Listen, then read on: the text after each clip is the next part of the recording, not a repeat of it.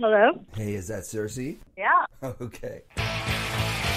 Welcome to Season 3 of the FNRad Snowboard Podcast. Okay, perfect. 1 second, please. Tala in ett meddelande efter tonen. Hi, this is Sean. I'm not here right now. You have reached Mike. Hi, this is Jim. Leave me a message, and I will call you back as soon as I can.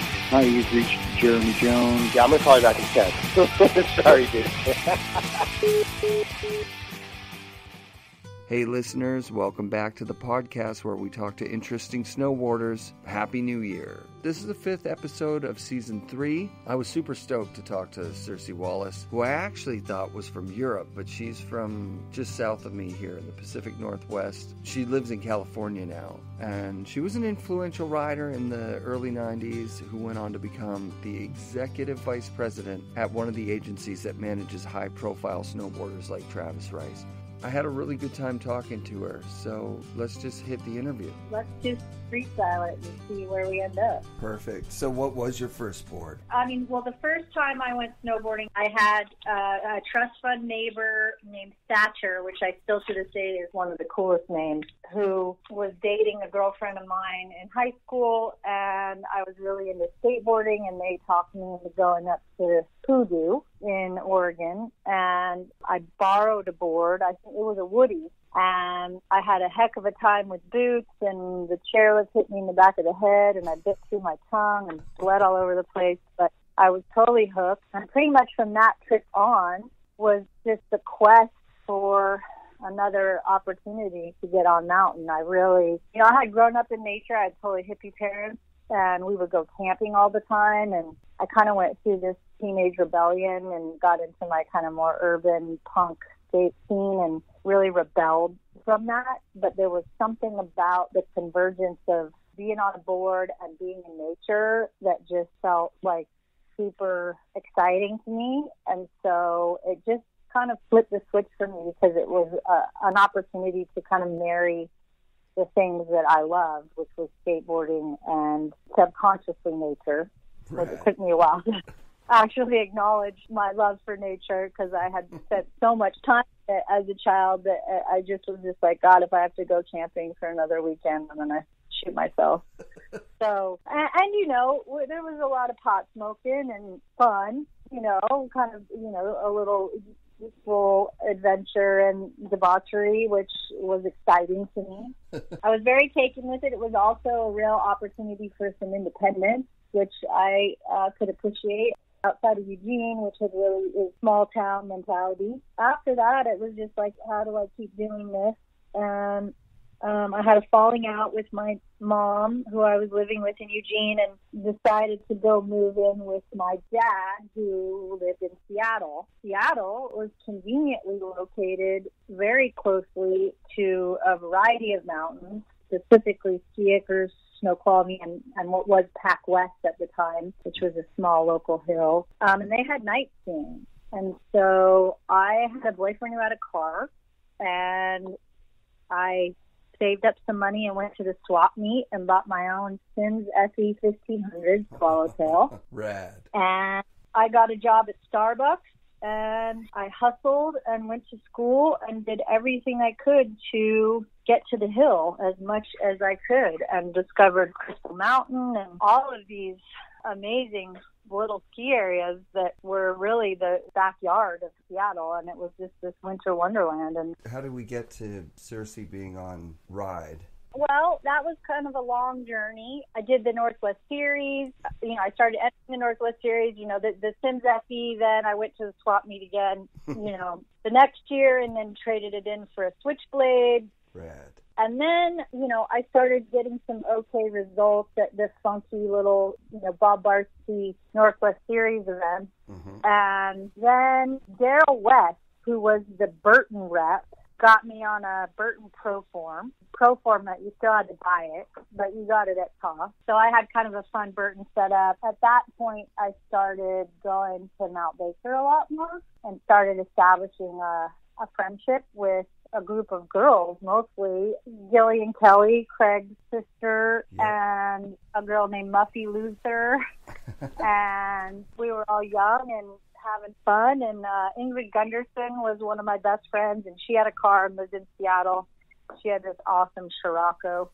Nice. That's where I really like built my social snowboarding life. Really developed a community and became, I guess, probably second generation Mount Baker hardcore, because I would say Carter Turk, Dan Donnelly, Jeff Fulton, all those guys were kind of first generation. But, I would say I came in later to that. But I was there and we were all riding during the same time. So, rad. And then, spent a ton of time in Glacier, befriended everyone at Mount Baker Snowboard Shop and the Dobuses.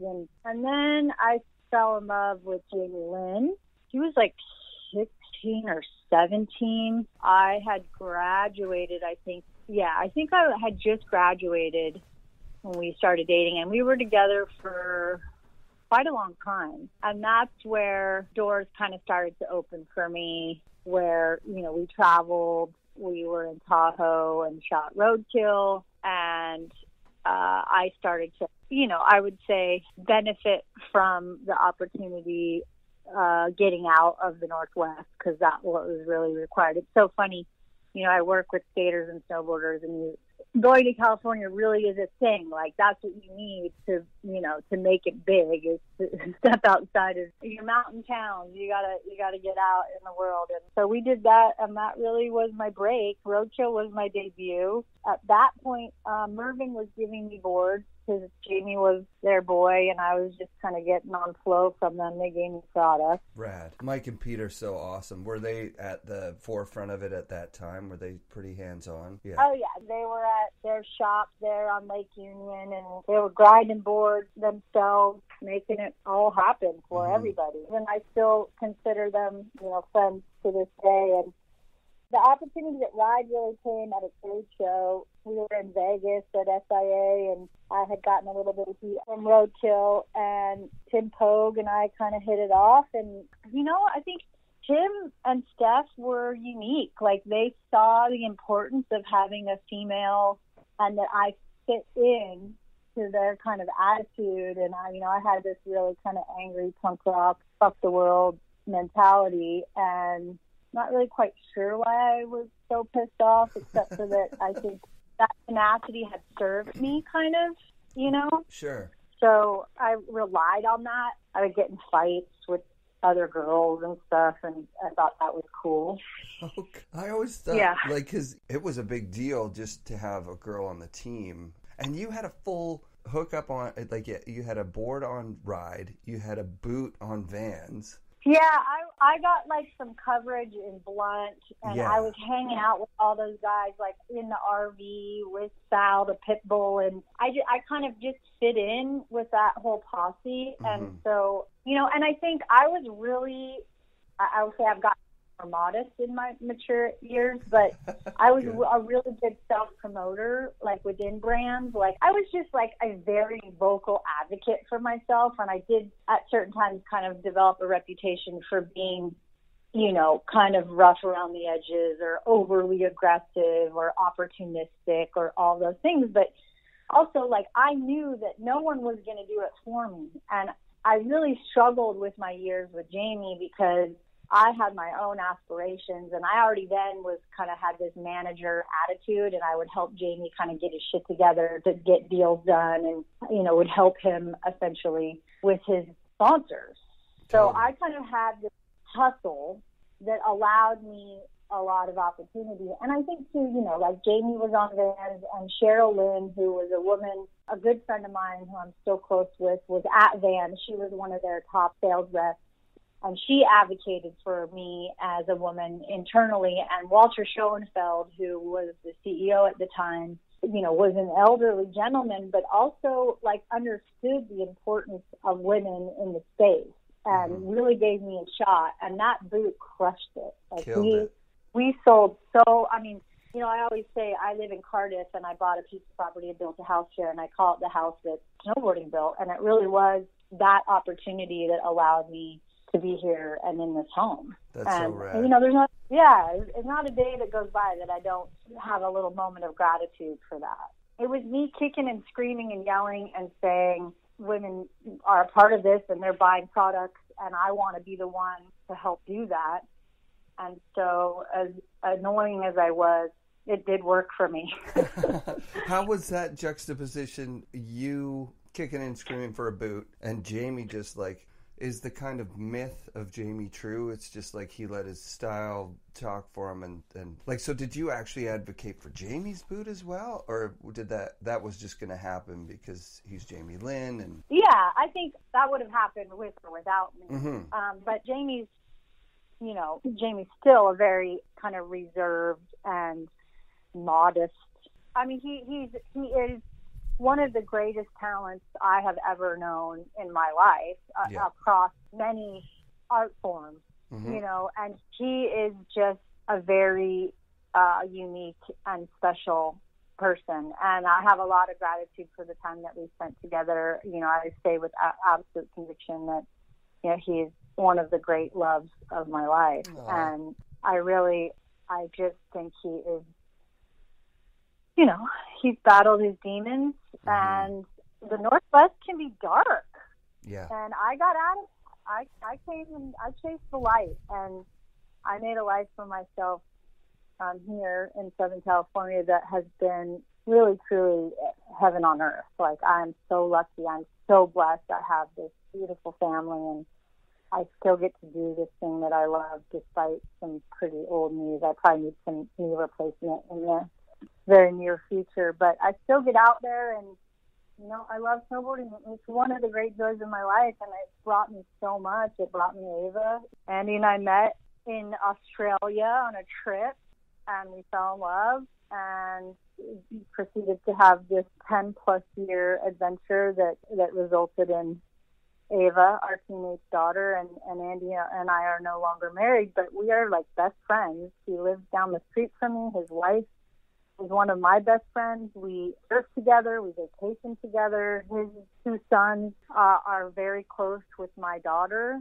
And we have this really great, unorthodox family tribe. Snowboarding brought me that too, So cool. Okay, I'm going to interrupt here to tell you about our sponsors. Wired Snowboards, run by Rob Dow, who's been making snowboards and designing snowboards probably since about 1991. He may have been the first person to actually get a proper twin-tip board made. 92 maybe, Virgin Snowboards. I saw one of those boards in 93 when I worked at the Boardroom Snowboard Shop, our other sponsor. I trust Rob to design a really good board, and guess what? I got to try one, a 56 Directive. They loaned it to me while they are finishing the board that I ordered, which is a 62 Swallowtail I'm really excited about. And this 56 Twin Tip rode amazingly. So it's the first time in a long time that I've rode a dedicated camber board. I rode the board like 6 days and fell in love with it. And you will too. Go to their website, enter offer code FNRad, FNRAD, at checkout, and receive 10% off a high-quality board made in Canada. I'm really stoked to have them on as a sponsor. And remember, if you guys buy 10 of these boards, I get a free one next year, so you're not only getting an amazing board, you're helping me. That's cool. Boardroom Snowboard Shop is Vancouver's premium snowboard shop. They've got great brands. They've got guaranteed lowest prices. They've got a performance guarantee on everything that they sell. They sell to Canada and the United States online, so you can order stuff if you have a shipping address in one of those two countries. Yeah, and again, we've got the offer code FNRAD5 for anything that is on sale at the shop. You'll get 5% more off that price. Or FNRAD10, get you 10% off any regular priced item on the website, so go there and do that. All right, back to the show. Oh, yeah, I rode for some shitty brands. I think, once I lost Ride got bought by K2, and then they tried to fire me. They hired this really awful CEO. I think his name was Bob Silver, and we called him the Silver-Tongued Snake, and destroyed this beautiful thing. So I sued them. They terminated my contract while I was injured promoting them. So I challenged them, and I found a lawyer in Seattle to take me on contingency, a woman, her name's Susan Fox. Yeah. It went to arbitration. She made me write my own case because it was on contingency, so she didn't want to do any of the work, but she helped me frame it up, and they settled. So I took that money and that experience and took some time to kind of think about, what was next for me and what did I want to do. And I knew I wanted to stay in the business. I've always been kind of an idealist, and I was just like, all of these big multinational Fortune 500 companies were coming in and buying up snowboarding, and, the FIS was taking over snowboarding in the Olympics, and I just felt like a lot of injustice, and felt like the best way for me to stay in the business and continue to lean on the things that I thought that I was good at was to manage talent. And so I worked with Steve, who was a TM at Lamar, to start the first agency specializing in action sports athlete management, and started signing my own clients. And yeah, this is the same agency that Kevin Jones signed to. Yep. Wow. Yep. That's incredible. Yes. So who are some of, I don't want you to have to hand pick your favorites, but who are some of the biggest? Oh, I can tell you who my favorites are real easy. In snowboarding, it's Travis Rice, Nicholas Mueller, Tori Bright, Yuri Podlachikov, Scotty Lego, and, a myriad of others that I've worked with over the years. But that's who I work with. Hannah Beeman. Nice. These are people I love, and they're all super dynamic and totally different, and would make any of them my children's godparents. You know what I mean? Yeah. Like, these are people who I've worked with for over a decade and been through, highs and lows, and continue to stay connected to on a lot of levels. How difficult is it to make it in the snowboard industry now for professional snowboarders? God, it's fucking impossible. The rise of Amazon and the conglomeratization of brands is the death nail of the unique culture and beauty of snowboarding. Yeah, so it's crazy because snowboarding has been taken over at so many levels so many times, like from the early 80s to like that first wave in the 90s, and then even Ride was a concept brand, you know what I mean? Like, they were like ready to take it public, but when they were starting it, they were like, this is a great opportunity to make a bunch of cash. They were the first public company, so they were like, I can remember selling their stuff and being like, this stuff is awesome, but in the back of my mind being like, this is also going to be the death of everything cool in snowboarding, it feels like. Yeah, and that's just the ebb and flow, right? Things trend in and out. There's always people looking to exploit trend for financial gain. A lot of people made a lot of money. Some of us made enough money, but those days are over. So what would be, do you have any examples of like times that a rider would call you up and say, Buick's going to give me cars for life or something like that, and you're like, oh my God, please don't? Oh yeah. Listen, I'm a facilitator for people. All I do is gather information and then make it available to them to make educated decisions. I don't ever decide anything for anybody. Right. If they want my advice, I give it to them. Usually I do. But really, it's like, I work with individuals who all have their own dreams and aspirations, and everyone's different. I've kind of gotten a lot mellower over the years, where I just feel like as long as the work is being done, the right things fall into place.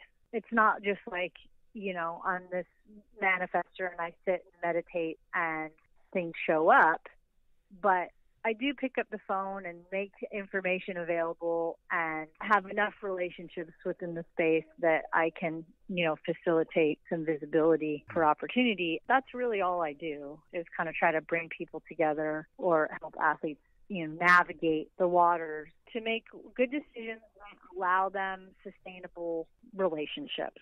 Right. Because I learned pretty early on that, you got to make as much as you can while you can. And there's the right time for certain things. Like, when you're on your upward, you want to make sure you're making relationships with brands that are going to survive, have other categories to ensure that they can pay their bills. And, I'm very supportive of endemic startups and unique brands. And, it has just gotten exponentially harder to do anything in the space. Manufacturing is difficult. It's just nearly impossible.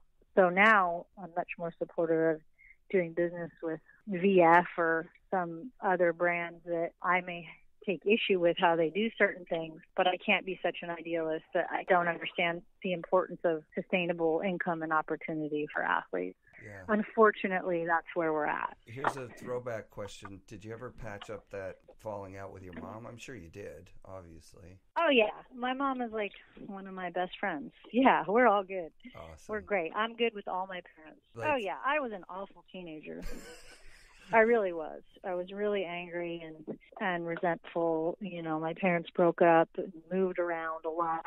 I was pissed off, and it wasn't until I got a little bit older and could process some of that and move through that. But I did, and everyone's great. Cool. Hold on one second. Yeah, sorry. Okay. Sorry. Trying to plan my surf. Oh, nice. Perfect. What is surfing, snowboarding, skateboarding for you today? I would say, you know, skateboarding is purely business for me at this point. I don't do it anymore. My body can't handle it. I have a deep appreciation for its form. I obviously, you know, I've represented the greatest skateboarders of all time. I worked for Costin. I represented P-Rod for 15 years.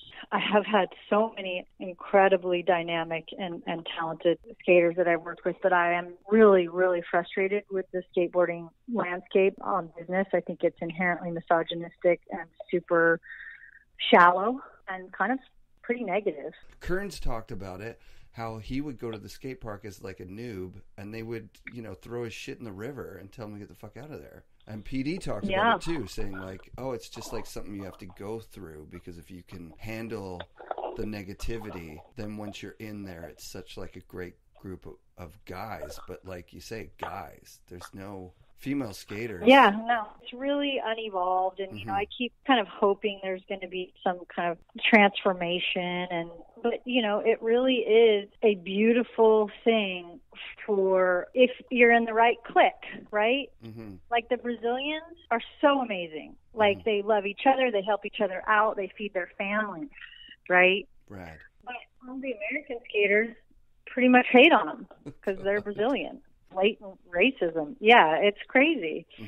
There's beauty in it, but there's also a lot of darkness. And I think for me, like, I really have made some conscious choices of how I want to live my life. And there's just a lot of elements of skateboarding that repel me. I have great athletes. I represent this kid, Jagger Eaton, who's phenomenal. Deshaun Jordan, who's like just a beast. You know, I've got this like incredible roster. And I love them, and I love what they do, and I don't miss a contest or a video part, or I love it. But as an industry, it's pretty disappointing, and I feel bad that it's so behind in its ability to be progressive. Has your idea of the snowboarding industry changed over the years? Like, oh, hold on, sorry. Yeah, no problem. Thanks, Eric. Yeah, no problem. It's just a job, you know what I mean? The true core shredders are the ones who like literally work the lifts to get on the mountain as much as possible. It's true, like the Aussies who come over to and they live in shitty quarters and dorm housing to get their shred on, or you know, mountain guides in Chamonix who spend their whole summer, you know, rock climbing and then, you know, touring all winter long. Like those are the true core enthusiasts, and they don't buy products. The consumerism of snowboarding doesn't line up with core enthusiasts anymore, and so I think it's just been kind of homogenized in an effort to sell products. You know, I mean, I think Burton sucks. I mean, I think Burton's always sucked. So that's nothing new. There was a couple of years for me in there, like those Craig Kelly years. I liked those, and then the first couple of Terrier boards and Jeff Brushy boards. Yep. Those were the glory days, right? Yeah. They were just fun, and it was so celebratory, and it was just like, God, how good were the 90s, right? Yeah. It was the best time in snowboarding, for sure, ever, because everyone was thriving, everyone was having a good time, everyone was relatively healthy. There was a lot of exploration on every front. Things hadn't been discovered yet. Yeah, it was a blank canvas, and we all got to play a part in like finding it. And it's too bad that it turned into such a dog. Yeah. But the bottom line is, and you know, I get to represent Nicholas Mueller. You know what I mean? Yeah. Like Nicholas Mueller is I've worked with for, you know, 13, 14 years. Like these are people who remind me every time we talk that the beauty of snowboarding is in its action. I still have that. I still get to go out there, and I get to take my kids, and Ava's totally shredding now, and Hemingway learned how to ski last year, and we get to go on family trips, and I get to go to Jackson and do hot laps with T. Rice. It doesn't get any better than that, and I am so lucky, and there's, not a day goes by that I don't have, like, a deep appreciation and gratitude for the opportunity in this lifetime to have had, so many days that I can't even count of just epic powder, the most joyful, fun, heart-expanding, explosive, ridiculousness. The best shit ever. Yeah, that's incredible. The best time ever in my whole life outside of being a mom and the joyful, experience of birth and mothering has been on the hill. That's so rad. I didn't even realize it until a couple of years ago. Like, this is that nature thing you're talking about. Like, look around you. We're in the mountains. This is insane. There's, like, forests. And plus, it's the most fun thing you could do on the planet. It's the ultimate playground. It really is. Yeah. You just seem like someone who has their life sorted. Were you always on a mission? Well, it's been a constant journey. I mean, I have been through so much, just even in the last 2 years. Like, I have some health stuff going on, and, being an agent has been, I will say, the first few years of Ava's life, like, I wasn't really present.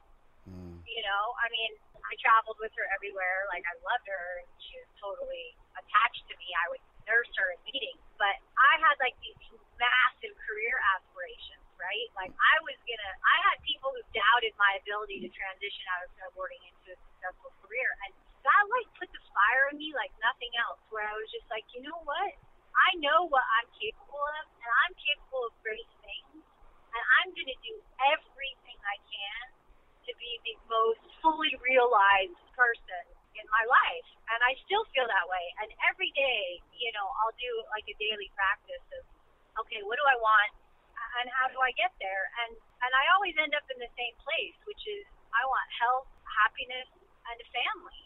And everything else, all of the career stuff, really was just a catalyst for me to have the resources to create the life that I wanted for myself. Mm-hmm. And I did that.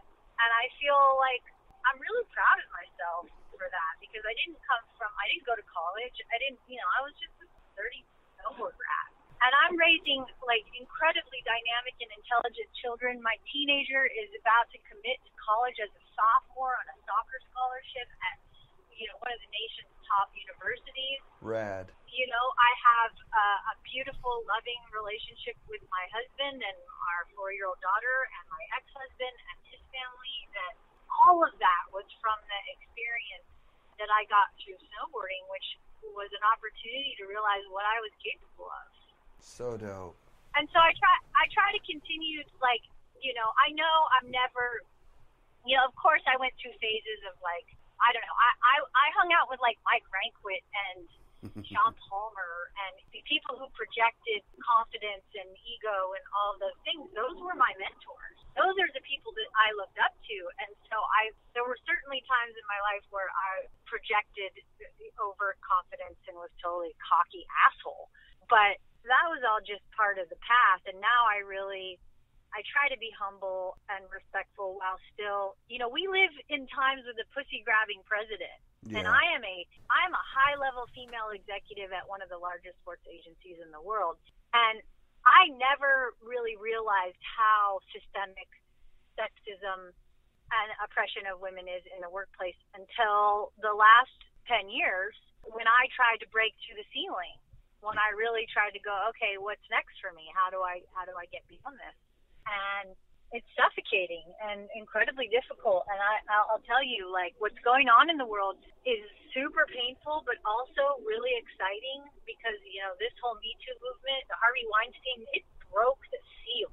And there is something about the kind of men that are showing up to support women and the change, the shift in consciousness to understanding what sexism does to us culturally. And despite kind of this polarization and divisiveness that this administration has brought, it's also an incredible opportunity progress, and I feel so excited.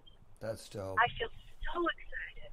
Yeah, there's a thing going on now that people are starting to vocalize the fact that, listen, it's not enough to be not sexist anymore. Like, the system's set up so that it doesn't need any sexist men in it to work. If you just go along being like just a regular non-sexist dude, women are still getting paid less. Women are still being demeaned in media and in the whole system. It's just the system is set up to keep them as second-class citizens. So you need to be willing to speak out against injustices.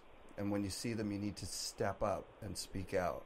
And when people talk about them, you need to step up and support them and say, no, it's not okay for people to start asking the same stupid sexist questions. What was she wearing?